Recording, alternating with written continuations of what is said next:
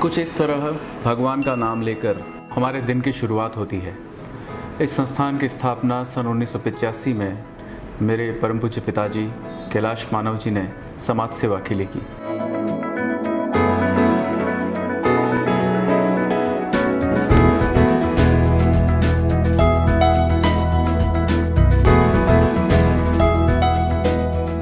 जब से होश संभाला, महापुरुषों की जीवनियां पढ़ी, बार बार लगा क्या कैलाश तू कुछ कर पाएगा। भगवान से प्रार्थना करता था। 20 साल की उम्र में बंद कमरे में आंखों से बहुत आंसू आते थे, प्रभु आप ही कुछ करवा देना। जब छोटा था भावना रहती थी काश इसके फल सारे बिक जावे और इसकी सब्जियां सारी बिक जावे, और पार ब्रह्म परमात्मा ने वो कृपा की। नारायण सेवा संस्थान का पौधा 1976 में पिंडवाड़ा की पीड़ा के रूप में जो 40 नर नारायणों का, मेरी धर्मपत्नी ने जब उनके खून के कपड़े धोए, कमला देवी जी ने बार बार प्रभु से प्रार्थना की, प्रभु इन सबको स्वस्थ कीजिए, इनके जो अंग कट गए हैं, रुधिर निकल रहा है, इनके दर्द बहुत हो रहा है, इनका अंग स्वस्थ हो, रुधिर निकलना बंद हो। एक कृष्णा जी भील थे तो उनके पास थाली आई, थाली में 3 रोटी 4 रोटी आई, उन्होंने एक ही रोटी खा के थाली को रख दिया। जब वहाँ मानव साहब पहुँचे तो उन्होंने कहा कि भैया जी आपको भूख नहीं लग रही है क्या? कि भूख तो इतनी लग रही है कि सब रोटी खा जाऊँ, पर फिर मेरे 4 भाई भी आए हुए हैं तो एक एक रोटी हम खाएंगे जब जाके हमारा चलेगा। हमारे पास पैसे नहीं है, मैं तो 100 रुपये भी बाणे से उधार लाया जो वे देना पड़े। तो वो एक मुट्ठी आटा इकट्ठा करके हम घर घर जाके बिटिया जाके लाती थी और फिर वो आटा इकट्ठा करके भोजन बना के फिर भोजन आप मानव साहब ले जाते थे वहाँ पे हॉस्पिटल में, जिसके पास खाने को ही नहीं है, दवाई के पैसे ही नहीं है तो खाने के पैसे भी नहीं है। आपका हाथ आगे आया, आप मिल गए, हम निहाल हो गए और नारायण सेवा ये रेल चली भाई, रेल चली, नारायण सेवा की रेल चली। जय श्री कृष्ण। नारायण सेवा संस्थान से। जी सर, निश्चिंत रहिए सर, आप हमारी संस्थान की जो टीम है आपको स्टेशन पे रिसीव कर लेगी। नारायण सेवा संस्थान ने रेलवे स्टेशन पर तकरीबन 9 बसेस लगाई हुई है और वो बसेस भर के आती हैं। जब जब ट्रेन आती है उदयपुर में किसी भी स्थान से तो हमारी बसेस वहाँ उपस्थित रहती हैं, उपलब्ध रहती हैं, और हमारे कुछ वॉलंटियर्स हैं जो ट्रेन से, प्लेटफॉर्म से उन पेशेंट्स को कैरी करते हैं व्हीलचेयर और स्ट्रेचर के द्वारा और उन्हें बसेस में पहुँचाते हैं। मुझे यहाँ 3 साल हो गए हैं। सुबह 6 बजे से शाम को 6 बजे तक मैं पेशेंट लेके आता हूँ। मैं रोज़ 200 या पौने 200 किलोमीटर रोज़ गाड़ी चलाता हूँ। भारत के कई जगहों से मतलब पेशेंट आते हैं और यहाँ काम करते हुए मुझे बहुत मज़ा आता है, बहुत आनंद आता है, जिसकी कोई हद नहीं रहती है, कोई लिमिट नहीं रहती है।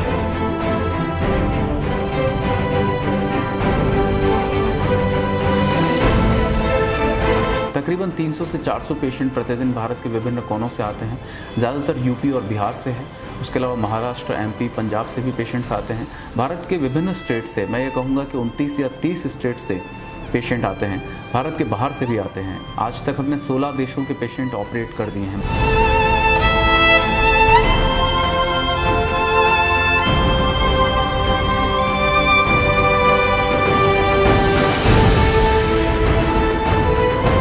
यहाँ आने वाले पेशेंट्स के लिए डायग्नोसिस करने के लिए सबसे पहले हम उसका एक्सरे करवाते हैं। एक्सरे करवाने के बाद में उसका लेबोरेटरी टेस्टिंग होता है, जिनमें सबसे पहले हम लोग सीपी के टेस्टिंग कराते हैं। और सीपी के टेस्टिंग की जब रिपोर्ट्स आती हैं और एक्सरे की जो रिपोर्ट्स आती हैं, उसके बाद में वह डॉक्टर्स के पास में डायग्नोसिस के लिए जाते हैं और तब डॉक्टर्स डिसाइड करते हैं किस लेवल की इनकी बीमारी है और उसके अकॉर्डिंग उनको किस लेवल का हमें ट्रीटमेंट देना है, ये डॉक्टर्स डिसाइड करते हैं। संस्थान में सभी प्रकार की सुविधाएं उपलब्ध है। संस्थान के पास वो सब संसाधन, वो सब मशीनरीज, वो सब उपकरण है जो किसी पेशेंट को ठीक करने के लिए चाहिए, और वो इन हाउस है। पेशेंट को कहीं बाहर नहीं जाना होता, कहीं पैसे खर्च नहीं करने होते। सभी प्रकार की सुविधाएं संस्थान में एक छत के नीचे हमने उपलब्ध कराने की कोशिश की है।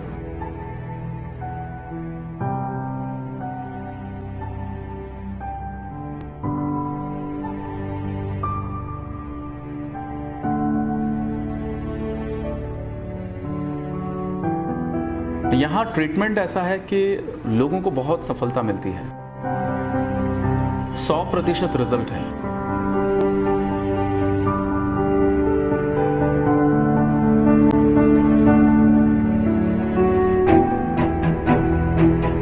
उसके अलावा भारत के विभिन्न हॉस्पिटल से रेफर्ड पेशेंट बहुत आते हैं। कहीं उनका इलाज नहीं होता, वो निराश हो चुके होते हैं, बहुत पैसे लगा चुके होते हैं, थक हार जाते हैं, अंतिम आस लिए नारायण सेवा संस्थान में आते हैं। और यहाँ कुछ लोग बोलते हैं कि ये सुप्रीम कोर्ट ऑफ डिसेबिलिटी है, अगर यहाँ आ गए तो आपका इलाज होना ही है और अच्छा इलाज होना है।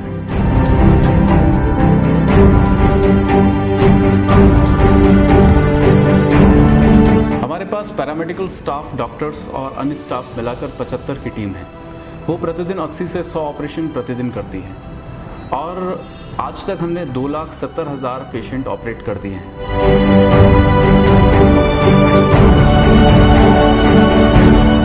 अब तक करीब 60-70 हज़ार से ज़्यादा ही ऑपरेशन विकलांगों के कर चुका हूँ।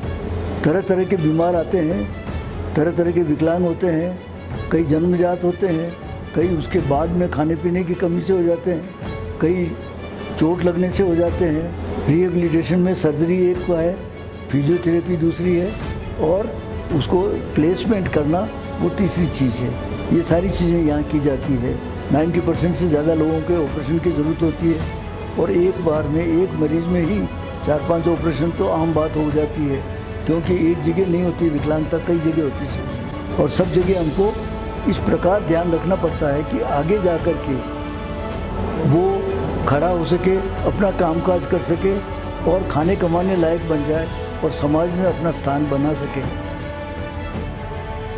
संस्थान का हॉस्पिटल, जिसे हम मानव मंदिर बोलते हैं, 24/7 365 डेज खुला रहता है, नेशनल हॉलीडेज को छोड़कर। इसलिए आप कभी भी आ सकते हैं अपने पेशेंट को लेकर। हर समय संस्थान आपकी सेवा के लिए तत्पर है। अभी हम कोई भी पेशेंट आता है उसको 1 या 1.5 साल बाद की वेटिंग देते हैं। नहीं चाहते हुए मजबूरी में हमें पेशेंट को वेटिंग देनी होती है। उसके कारण ये होते हैं कि हमारे पास जो 1100 बेड हैं वो फुल इक्विप्ड रहते हैं, और दूसरा, यदि सहयोग मिलता रहे, ज़्यादा सहयोग मिले, तो हम उस वेटिंग को भी कम कर सकते हैं। हम अपने संसाधन बढ़ा सकते हैं। हम जो 80-100 ऑपरेशन रोज़ कर रहे हैं उसे हम 150 ऑपरेशन प्रतिदिन तक ले जा सकते हैं, यदि हमें कुछ मदद मिले तो। मैं यहाँ पे मुंबई से आई हूँ। पहले मेरा बच्चे का ट्रीटमेंट मुंबई में चालू था, लेकिन उससे कोई फ़र्क नहीं हुआ। तो किसी ने मुझे बताया और कुछ टीवी से भी देख के मालूम पड़ा कि यहाँ पे ट्रीटमेंट होता है नारायण संस्थान में। तो हम लोग इसको पिछले महीने लेके आए थे, तो उसके पैर का प्लास्टर किया था, फिर प्लास्टर करा के आए। मतलब पहले से मेरा बेटा बहुत बेटर है, चल सकता है, शूज़ पहन के खड़ा भी हो सकता है। और फैसिलिटी के बारे में यहाँ पे सब अच्छा है, खाने में भी अच्छा है, डेली का सफाई भी होता है, डेली बिस्तर का चेंजिंग भी डेली होता है। रात को भी डॉक्टर दिन में सुबह भी आते हैं, दोपहर को भी आते हैं, शाम को भी चेक करने के लिए आते हैं। दवा वगैरह सब बेटर है। मैं मथुरा का रहने वाला हूँ। 5 साल पहले मेरा पैर इन्फेक्शन के कारण कट गया था और मैंने डॉक्टरों को दिखाया। डॉक्टरों ने बताया कि तुम्हारा पैर नकली लग सकता है, 65-70 हज़ार रुपये के लमसम खर्चा आएगा। इतना मैं खर्चा नहीं कर सकता था। मुझे पड़ोसियों ने बताया कि नारायण संस्था में फ्री पैर लगाए जाते हैं। मैं वहाँ पर आया और पैर मैंने लगवाया और अब पहले से अच्छे चल सकता हूँ। हम लोग लिम्स मुफ्त में इसलिए देते हैं कि उन लोगों के पास पैसा नहीं है। किसी को हाथ की ज़रूरत है तो किसी को पैर की। संस्थान ने उनके कष्ट को समझा, तो हमने मॉड्यूलर लिम्स उनके लिए तैयार किए। मॉड्यूलर लिम्स में बहुत सारे फैसिलिटीज़ हैं, बहुत सारी सुविधा है। वो पहनने में बहुत हल्का है। इसमें पैसा ज़रूर अधिक लगता है, लेकिन व्यक्ति एक बार लेता है तो ज़िंदगी भर उसका सहारा बनता है ये लिम्ब।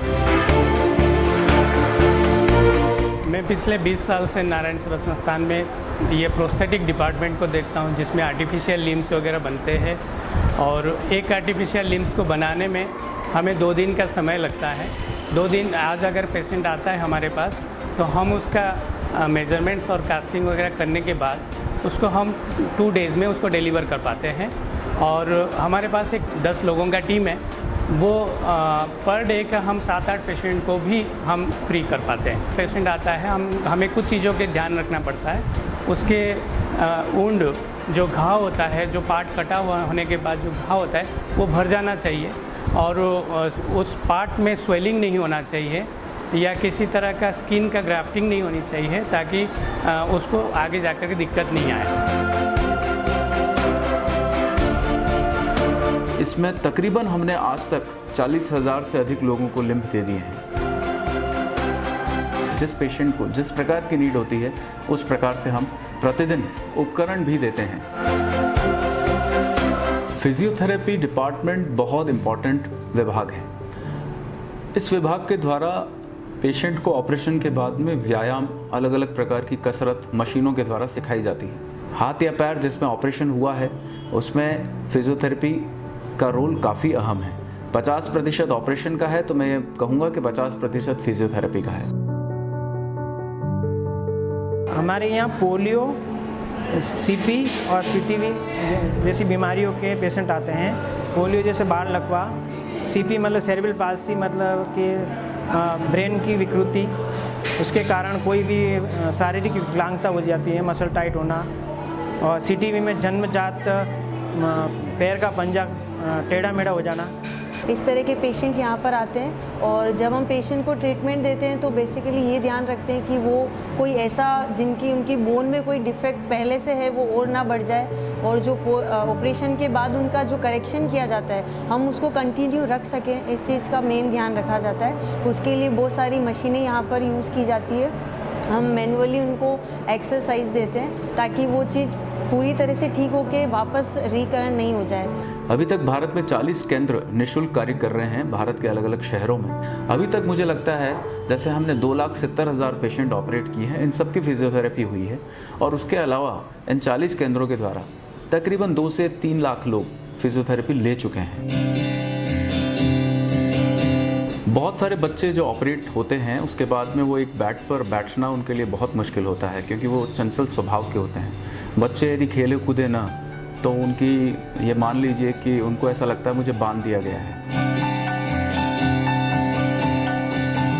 जब ये टॉय ट्रेन और झूले नहीं थे तो उनकी जो रेट थी ठीक होने की वो थोड़ा समय ले रही थी। तो हमने सोचा कि क्या किया जाए, यदि दवा और हैप्पीनेस, खुशी दोनों मिल जाए तो शायद ये क्योर जल्दी हो पाएंगे। इसी वजह से टॉय ट्रेन हमने मंगवाई। पूरे परिसर में हमने हॉस्पिटल्स के बीच में से ट्रेन की पटरियों को निकाला। उसका तात्पर्य ये था कि कहीं ना कहीं वो हॉस्पिटल में अपने बेड से उतरे और उस टॉय ट्रेन पे चढ़े और पूरे परिसर का आनंद लें। और उसके अलावा जो झूले लगाए हैं उन झूलों से बच्चों को बहुत खुशी मिलती है।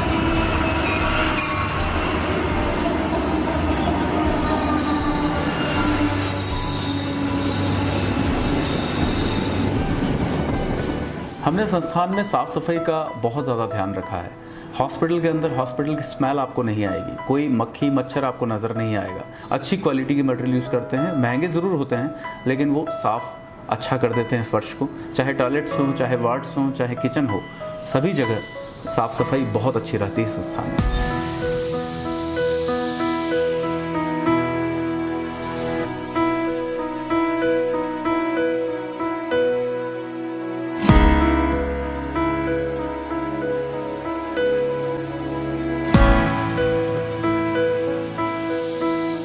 मैं यदि भोजन की बात करूं, जो पेशेंट और अटेंडेंट को वितरित होता है वो पहले टेस्ट होता है। टेस्ट होने के बाद ही वो सब लोगों में वितरित होता है।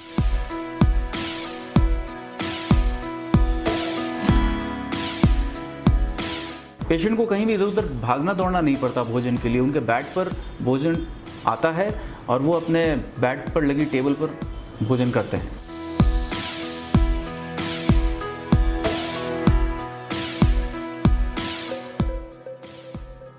मैं करीब 5 वर्ष से संस्थान में भोजन की व्यवस्था देखता हूँ। रोज़ का करीब 5,000 प्लेट भोजन तैयार होता है।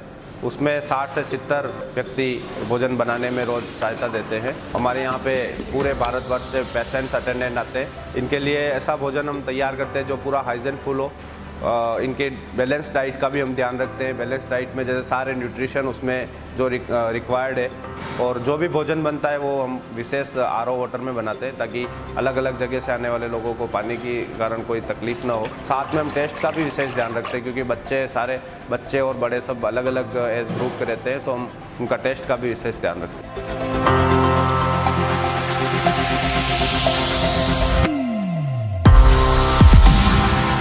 और एक विशेष बात, एक पेशेंट के साथ एक अटेंडेंट के भोजन की व्यवस्था नहीं, यहाँ एक पेशेंट के साथ 4 या 5 अटेंडेंट हो तो भी उनके भोजन की व्यवस्था निःशुल्क है।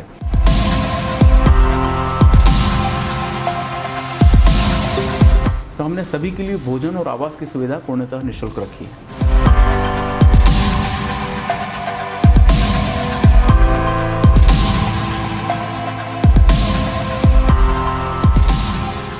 भगवान ने ये जो मानव शरीर बनाया है ये बहुत अद्भुत है, अद्वितीय है।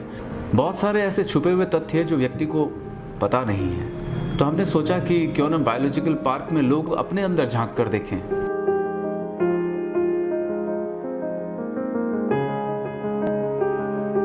यहाँ बहुत सारे धर्मों के लोग हैं, एक साथ हिल मिल कर रहते हैं।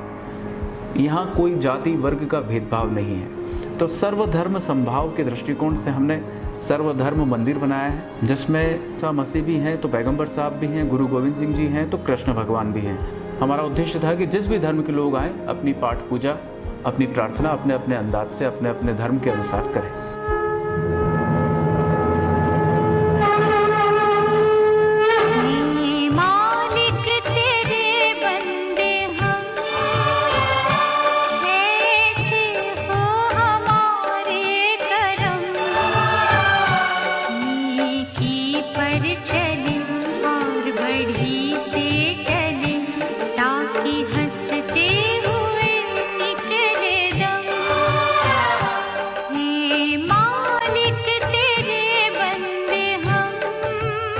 भारत में बहुत सारे बच्चे ब्लाइंड हैं और उसमें बहुत सारे बच्चे मूक बधिर हैं। बोलना और सुनना उनको भगवान ने नहीं दिया या कुछ समय बाद हो गए हैं, जन्म से नहीं है। तो इन प्रकार के बच्चों के लिए संस्थान काम कर रही है। इनके लिए रेजिडेंशियल स्कूल है जिनमें खाना पीना रहना और शिक्षा का उचित प्रबंध है।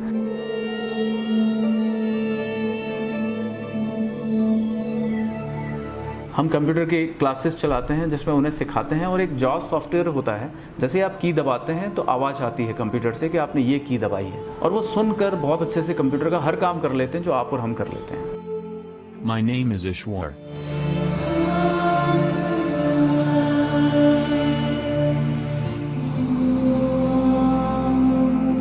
मैं ये कहूँगा कि इसकी स्थापना के पीछे हमारा उद्देश्य ये था कि इन बच्चों को सामान्य बच्चों की तरह इन्हें लगना चाहिए। हमने कोशिश की कि बच्चों में हुनर का विकास हो। पढ़ाई के साथ साथ यदि वो हाथ से काम करने में दक्ष हो जाएंगे तो उन्हें कहीं देखना नहीं पड़ेगा, जॉब जल्दी मिलेगी या फिर वो जॉब नहीं मिलने पर अपना खुद का रोज़गार भी शुरू कर सकते हैं। इसी दृष्टिकोण से हमने मिट्टी के बर्तन बनाना सिखाया। बच्चे इतने प्यारे प्यारे छोटे छोटे हाथों से मिट्टी के पॉट्स बना रहे हैं, दिए बना रहे हैं, अलग अलग प्रकार की आकृतियाँ अपने हाथों की उंगलियों को चलाकर दे रहे हैं। देखकर आश्चर्य होता है। बच्चे सीखते भी बहुत जल्दी हैं। और ये मिट्टी के बर्तन आपको पता है कि जिसकी कॉस्ट अमूमन 50-60 रुपये होती है, यदि उसे कलर करके फिनिशिंग वे में आप मार्केट में प्रेजेंट करें तो उसकी कॉस्ट 500-700 रुपये भी लोग आराम से दे सकते हैं। उसके अलावा कढ़ाई, बुनाई, पेंटिंग, बहुत सारे ऐसे वोकेशनल ट्रेनिंग है जो हम बच्चों को बचपन से दे रहे हैं। जब वो बड़े होंगे तो वो बहुत दक्ष हो जाएंगे और उन्हें किन्हीं के सामने हाथ फैलाने की आवश्यकता नहीं रहेगी। बच्चों को कार्टून बहुत पसंद होते हैं और वो कार्टून यदि पढ़ाई में काम ले लिए जाएं तो बच्चे तो A4 एप्पल बहुत जल्दी सीख जाते हैं। तो हमने कोशिश की एक नारायण चिल्ड्रन एकेडमी स्कूल की रचना करने की और उसमें स्मार्ट क्लासेस के द्वारा हम अनाथ बच्चों को पढ़ाना शुरू किया। स्मार्ट क्लासेस के पीछे हमारा सोच यही था कि बच्चे जल्दी से जल्दी सीखें और नैतिक शिक्षा, व्यावहारिक गुण, मानवीय मूल्य उनके अंदर स्थापित हों।